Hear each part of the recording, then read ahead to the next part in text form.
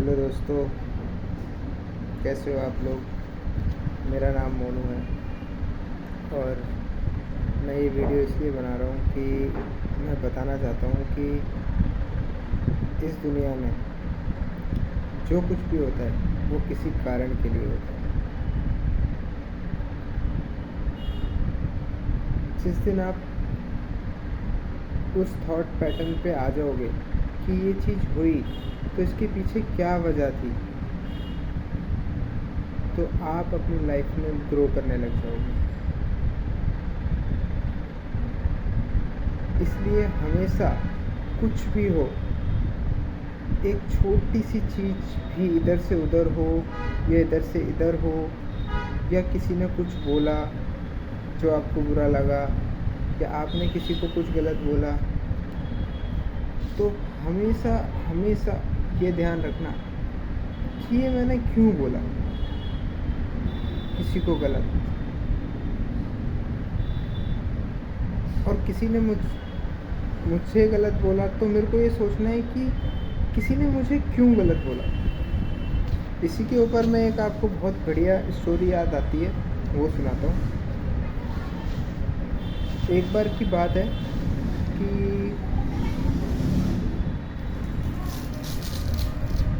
एक राजा था, तो वो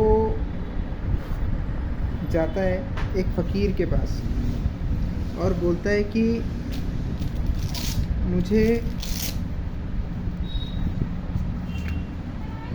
ज्ञान चाहिए, ध्यान चाहिए, ज्ञान चाहिए, ध्यान चाहिए, मुझे भी ज्ञानी बनना है। तो फ़कीर जो था वो बहुत ही ज्ञानी था। वो अपना ज्ञान हर किसी को नहीं देता, क्योंकि जो ज्ञानी होता है वो हर किसी को प्रसाद नहीं है वो किसी को भी ज्ञान दे दे। वो उसी को ज्ञान देता है जो उसका सच्चा शिष्य बनने की क्षमता रखता है। जिस दिन वो समझ लेता है कि ये मेरा शिष्य अच्छा है और इसको मैं अपना ज्ञान दे सकता हूँ, तो वो अपना ज्ञान उसको देता है। तो हुआ क्या कि जब वो राजा उस फ़कीर से बोलता है कि मुझे ज्ञान चाहिए, तो शुरुआत में तो फ़कीर बोलता है, आप राजा हो, मैं भला फ़कीर, मेरे पास देने के लिए क्या है, आप मुझसे ही ज्ञान मांग रहे हो।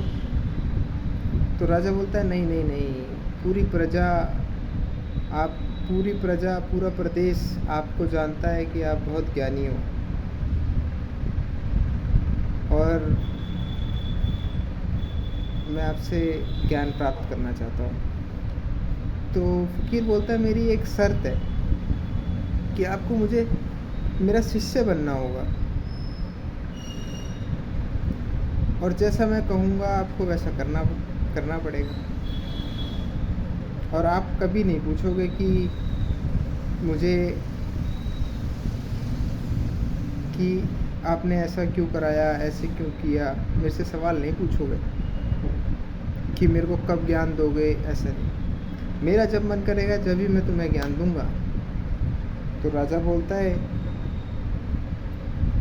कि ठीक है, मेरे को शर्त मंजूर है। तो फ़कीर बोलता है, ठीक है, मेरी कुटिया में रहो और जो दिनचर्या का काम है करते रहो। ठीक है, एक दिन बीता, एक महीना बीता, 3 महीने बीते, 6 महीने बीते, 1 साल बीता। फ़कीर की एक पत्नी भी थी, वो भी देख के अचंभित कि राजा बड़ा बढ़िया इंसान है कि बिना कुछ सवाल किए, बिना कुछ किए वो ये सब करे जा रहा है और हमारी इतनी सेवा कर रहा है, खाना भी बना देता है, झाड़ू भी लगा देता है, राजा होने के बाद भी। तो फिर एक टाइम ऐसा आया कि उसकी पत्नी फ़कीर की पत्नी से रहा नहीं गया।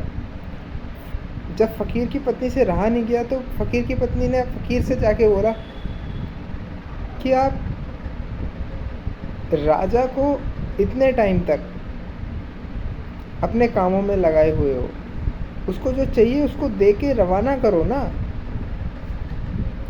तो फ़कीर बोलता है कि मुझे अभी उसमें कमी नज़र आती है, वो मेरा शिष्य बनने लायक नहीं है अभी। तो फ़कीर की पत्नी बोलती है ठीक है। 3 साल बीत गए, 4 साल बीत गए, ना राजा कुछ पूछता। अब तो स्थिति बड़ी दयनीय हो गई। फ़कीर की पत्नी ने बोला मुझे तो कोई शंका है कि जो आप ये ज्ञान मांग रहा है राजा, उसको ज्ञान नहीं दे रहे हो तो आप किसी तरह का लोभ में फंस गए हो, किसी तरह के अज्ञान में फंस गए हो, जिसकी वजह से आप इसको वो नहीं दे रहे जो ये मांग रहा है। तो फिर क्या हुआ कि फ़कीर ने बोला ठीक है, हम इसकी परीक्षा लेते हैं। तो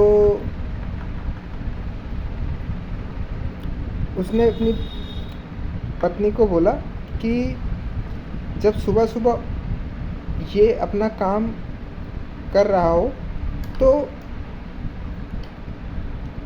जो कुटिया है, कुटिया के छत के ऊपर से इसके ऊपर कूड़ा फेंक देना। तो फ़कीर की पत्नी ने बोला ठीक है, हम इसके ऊपर से कूड़ा फेंक देंगे। अब जैसे ही राजा अपनी कुटिया से सुबह उठ के बाहर निकला, अपने कामकाज के लिए जा रहा था, लकड़ी बीनना है, साफ़ सफाई करनी है, तो फ़कीर की पत्नी ने उसके ऊपर कूड़ा फेंक दिया। अब जैसे ही कूड़ा फेंका राजा के ऊपर, राजा आग बबूला हो गया। राजा बोलने लगा ये कौन है पागल बदतमीज जो मेरे ऊपर कूड़ा फेंक रहा है? तुम्हें पता है मैं राजा हूँ, एक आदेश में मैं एक आदेश में आपका ऐसा करवा सकता हूँ, वैसा करवा सकता हूँ, कौन है ये? और ये सब फ़कीर और उसकी पत्नी देख रहे थे। तो ये सब देखने के बाद फ़कीर ने बोला देखा, मैंने कहा था ना, ये राजा अभी अपना शिष्य बनाने लायक नहीं है, इसको अभी और समय लगेगा। फिर कुछ समय बीता, ऐसे समय बीतते बीतते 8 साल हो गए। 5 साल से 8 साल हो गए, 3 साल हो गए। अब तो ऐसा लग रहा था कि राजा के अंदर इच्छा भी नहीं ज्ञान प्राप्ति की फ़कीर से।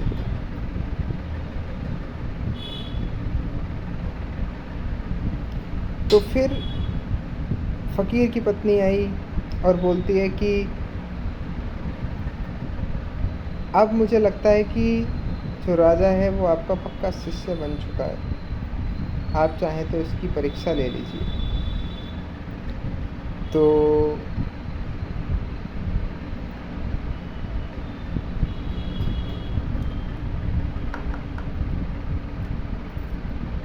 फ़कीर और पत्नी ने फिर से वही खेल खेला।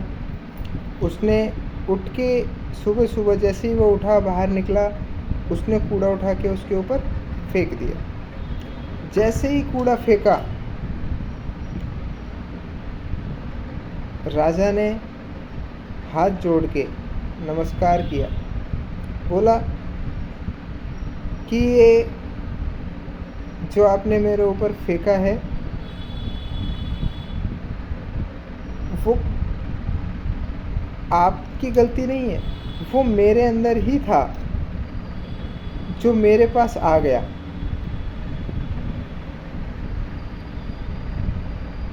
तो ये सब देख के अचंभित हो गए फ़कीर भी और उसकी पत्नी भी।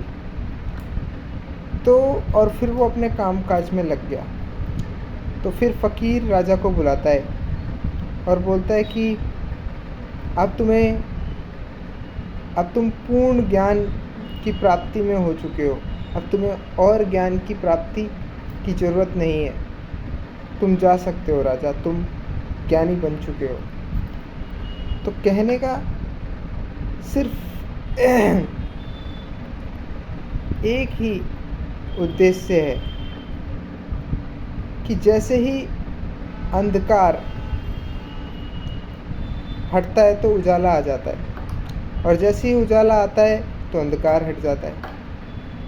तो जो अहंकार का अंधकार होता है ना, जैसे ही वो हटता है उजाला आ जाता है। इसलिए इंसान को अहंकार छोड़ देना चाहिए किसी भी चीज़ का।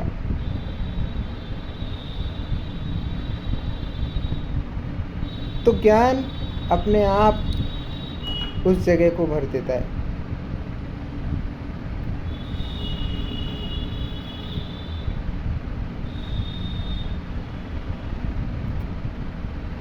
बस इतना सा ही बताने की कोशिश कर रहा था। धन्यवाद।